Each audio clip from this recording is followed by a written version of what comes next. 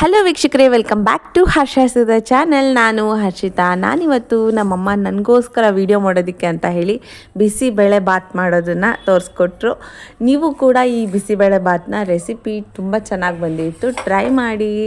ಬನ್ನಿ ನೋಡೋಣ ಏನೆಲ್ಲ ಐಟಮ್ಸ್ ಇದೆ. ನೋಡ್ತಿದ್ರಲ್ಲ, ಕೊತ್ತಂಬರಿ ಸೊಪ್ಪು, ಟೊಮೊಟೊ ಹಣ್ಣು, ಕರಿಬೇವಿನ ಸೊಪ್ಪು, ಈರುಳ್ಳಿ, ಮೆಣಸಿನ್ಕಾಯಿ, ಬಿಸಿಬೇಳೆ ಬಾತ್ ಪುಡಿ, ಅದು ಎಂಟಿ ಯಾರ್ದು, ಹುಣಸೆಹಣ್ಣು ರಸ, ಕಡಲೆಬೀಜ, ಕೊಬ್ಬರಿ ತುರಿ, ಹಾಗೆ ಗೋಡಂಬಿ, ಕ್ಯಾಪ್ಸಿಕಮ್ಮು, ಕ್ಯಾರೆಟು, ಉಳ್ಳಿಕಾಯಿ, ಅವರೆಕಾಳು.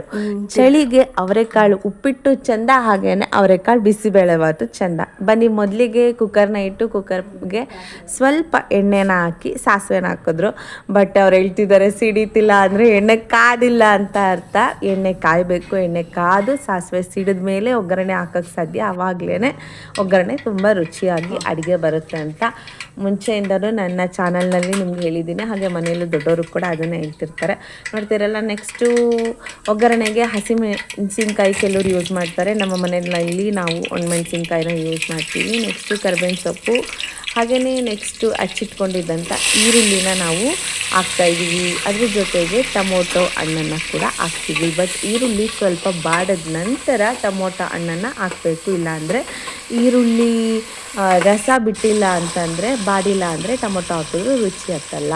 ನೆಕ್ಸ್ಟು ತರಕಾರಿಗಳನ್ನೆಲ್ಲ ಹಾಕೋತಿದ್ದೀವಿ. ಅಮ್ಮ ಹೇಳಿದ್ರು ಟೊಮೊಟೊನ ಕೊನೆಯಲ್ಲಿ ಹಾಕೋಣ, ಯಾಕೆಂದರೆ ತರಕಾರಿ ಒಟ್ಟಿಗೆ ಅದು ಮಿಕ್ಸಪ್ ಆದರೆ ಬೇಗ ಬೆಂದೋಗ್ಬಿಡುತ್ತೆ ಅಂತ ಹೇಳಿ. ಹಾಗಾಗಿ ಫಸ್ಟು ತರಕಾರಿ ಎಲ್ಲವನ್ನು ಫ್ರೈ ಮಾಡಿ ಅದಾದಮೇಲೆ ಅವರೆಕಾಳು ಬಿಡಿಸಿ, ಹಾಗೆಯೇ ಅದನ್ನು ನೀಟಾಗಿ ತೊಳೆದು ವಾಶ್ ಮಾಡಿದಂಥ ತರಕಾರಿಗಳು ಮತ್ತು ಅವರೆಕಾಯಿ ಎಲ್ಲವನ್ನು ನಾವು ಹಾಕ್ಕೊಂಡಿದ್ದೀವಿ. ಹಾಗೆ ನೋಡ್ತಾ ಇರಲ್ಲ ಎಷ್ಟು ನೀಟಾಗಿ ಅವರು ಅದನ್ನು ಫ್ರೈ ಮಾಡ್ಕೊತಿದ್ದಾರೆ ಅಂತ ಹೇಳಿ. ನೀವು ಕೂಡ ಒಂದ್ಸಲ ಟ್ರೈ ಮಾಡಿ. ಅಮ್ಮನ ಕೈಯಿನ ಅಡುಗೆ ತುಂಬಾ ರುಚಿ ಇರುತ್ತೆ.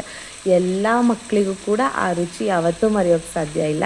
ನೋಡ್ತಾ ಇದ್ರಲ್ಲ, ನೆಕ್ಸ್ಟು ಎಂಟಿ ಅವ್ರದ್ದು ಬಿಸಿ ಬೇಳೆ ಬಾತಿನ ಪುಡಿಯನ್ನು ಇಲ್ಲಿ ಹಾಕೋತಾ ಇದ್ದಾರೆ. ನಿಮ್ಮ ಮನೆಯಲ್ಲಿ ನೀವು NTR ಉಪಯೋಗಿಸ್ತೀರೋ ಅಥವಾ ಅಯ್ಯಂಗಾರಿ ಉಪಯೋಗಿಸ್ತೀರೋ ಅಥವಾ ಅಚ್ಚಿ ಉಪಯೋಗಿಸ್ತೀರೋ, ಅದು ನಿಮಗೆ ಬಿಟ್ಟಿದ್ದು. ನಾವಿಲ್ಲಿ ಯಾವುದೇ ರೀತಿಯ ಬ್ರ್ಯಾಂಡ್ ಬಗ್ಗೆ ಪ್ರಮೋಷನಲ್ ವಿಡಿಯೋ ಮಾಡ್ತಾಯಿಲ್ಲ.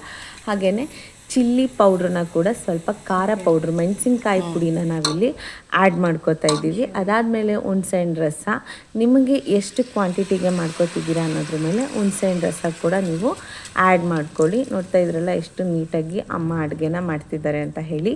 ಹುಣಸೆಹಣ್ಣು ರಸನ ಹಾಕ್ಕೊಂಡು ಅದಾದಮೇಲೆ ನೀವು ನಿಮ್ಮ ಅಕ್ಕಿಗೆ ತಕ್ಕಷ್ಟು ನೀರು, ಅಂದರೆ ಅಮ್ಮ ಮಾಡ್ತಿದ್ದಿದ್ದು 1.5 ಲೋಟ ಅಕ್ಕಿ ಅಷ್ಟು, ಅದಕ್ಕೆ ತಕ್ಕಷ್ಟು ನೀರು ಅಂದರೆ 3 ಲೋಟದಷ್ಟು ನೀರನ್ನು ಹಾಕಿ, ತರಕಾರಿಗೆಲ್ಲ ನೀರು ಹುಣಸೆಹಣ್ಣು ರಸ ಎಲ್ಲ ಇದ್ದಿದ್ದರಿಂದ ಅದರೊಟ್ಟಿಗೆ ಇಷ್ಟು ಸಾಕು ಅಂತ ಹೇಳಿ ಮೆಷರ್ ಮಾಡಿಕೊಂಡು ಹಾಕ್ಕೊಂಡ್ವಿ.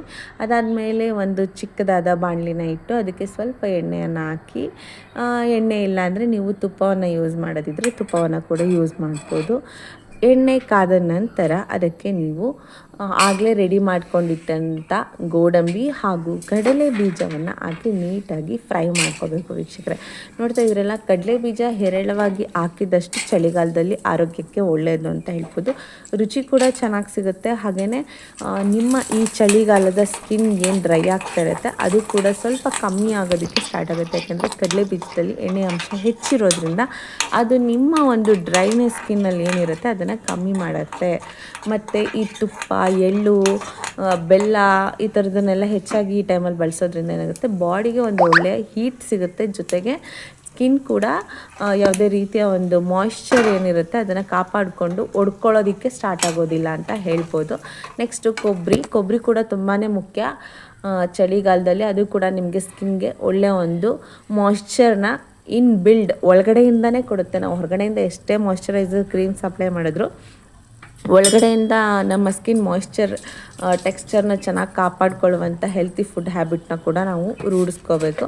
ನೋಡ್ತಾ ಇರಲ್ಲ, ನೆಕ್ಸ್ಟು ಆ ಕೊಬ್ಬರಿ ತುರಿ ಹಾಗೂ ಕಡಲೆ ಮತ್ತು ಇದೆಲ್ಲವನ್ನು ಈ ಕುದೀತಾ ಇರುವಂಥ ರಸಕ್ಕೆ ಹಾಕಬೇಕು. ಅಮ್ಮ ರುಚಿಗೆ ತಕ್ಕಷ್ಟು ಉಪ್ಪನ್ನು ಕೂಡ ನೋಡಿ ಹಾಕಿದ್ರು. ಅದಾದಮೇಲೆ ಆಲ್ರೆಡಿ ಅರ್ಧಂಬರ್ಧ ರೈಸ್ ಮಾಡಿ ಇಟ್ಕೊಂಡಿದ್ರು.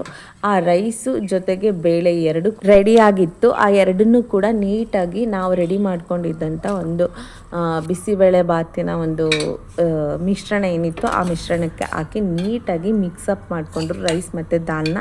ಅದಾದಮೇಲೆ ನೋಡ್ತಾ ಇದ್ರಲ್ಲ, ಮಿಕ್ಸ್ ಮಾಡಿ ಇಟ್ಟಿದ್ದಂಥ ಈ ಕೊಬ್ಬರಿ ಹಾಗೂ ಗೋಡಂಬಿ, ಕಡಲೆ ಬೀಜ ಈ ಎಲ್ಲವನ್ನು ಹಾಕಿ ಅದ್ರ ಮೇಲ್ಗಡೆ ಸ್ವಲ್ಪ ಕೊತ್ತಂಬರಿ ಸೊಪ್ಪು ಕೂಡ ಹಾಕಿ ನೀಟಾಗಿ ಇದನ್ನು ಮಿಕ್ಸಪ್ ಮಾಡಿದ್ರು.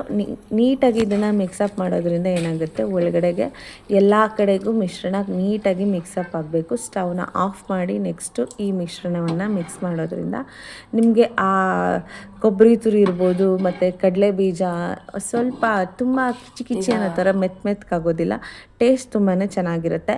ಹಾಗೆಯೇ ಅಡುಗೆ ಎಲ್ಲ ಆದಮೇಲೆ ತುಪ್ಪ ಹಾಕೋದ್ರಿಂದ ತುಪ್ಪದ ಘಮ ನಿಮಗೆ ಅಡುಗೆನಲ್ಲಿ ಕೊನೆವರೆಗೂ ಉಳ್ಕೊಳ್ಳುತ್ತೆ ಅಂತಲೇ ಹೇಳ್ಬೋದು. ಫಸ್ಟೇ ಹಾಕ್ಬಿಟ್ರೆ ಒಗ್ಗರಣೆಗೆ ಕೆಲವು ಮನೆಯಲ್ಲಿ ಫಸ್ಟೇ ಹಾಕ್ತಾರೆ ಒಗ್ಗರಣೆಗೆ, ಕೆಲವ್ರ ಮನೆಯಲ್ಲಿ ಎಂಡಲ್ಲಿ ಹಾಕ್ತಾರೆ. ಬಿಕಾಸ್ ಎಂಡಲ್ಲಿ ಹಾಕೋ ರೀಸನ್ಸ್ ಏನು ಅಂತಂದರೆ ಆ ತುಪ್ಪದ ಫ್ಲೇವರು ಹಾಗೇ ಕೊಡ್ತಾ ಇರುತ್ತೆ. ತಿನ್ನೋವಾಗ ಸ್ಪೂನ್ಗೆ ಊಟ ಬಡಿಸ್ಕೊಂಡು ಸ್ಟಾರ್ಟ್ ಮಾಡಿದ್ರೆ ತಿನ್ನೋದಕ್ಕೆ ಆ ಫ್ಲೇವರ್ ಹಾಗೇ ಮೂಗ್ ಬರ್ತಾ ಇರುತ್ತೆ, ತುಪ್ಪ ವಾಸನೆ ಅಂತ ಹೇಳಿ.